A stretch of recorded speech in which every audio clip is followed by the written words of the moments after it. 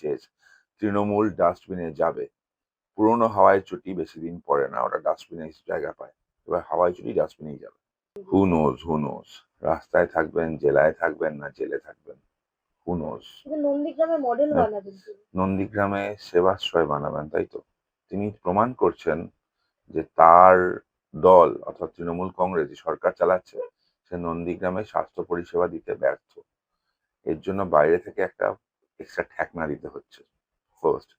Second হচ্ছে, আপনি বলুন, অভিষেক বন্দ্যোপাধ্যায় যদি মমতা বন্দ্যোপাধ্যায়ের ভাইপো না হতেন, উনি যে কোনো রাজনৈতিক দলের একজন বুথ সভাপতি হতে পারতেন কি? অভিষেক বন্দ্যোপাধ্যায় যদি মমতা বন্দ্যোপাধ্যায়ের ভাইপো না হতেন, তাহলে ওই পালং শাকের ক্যাশ মেমোর মতো একটা আঞ্চলিক দলের জাতীয় সাধারণ সম্পাদক হতে পারতেন কি? পারতেন না। সুতরাং অভিষেক বন্দ্যোপাধ্যায় মুখ্যমন্ত্রীর ভাইপো, এটাই তার একমাত্র পরিচয়। তিনি রাজনৈতিক নেতা নন। হ্যাঁ, ব্যবসাদার হতে পারেন। কি ব্যবসা করেন সেটা বিনয় মিশ্রকে জিজ্ঞেস করুন, আমাকে না জিজ্ঞেস করুন।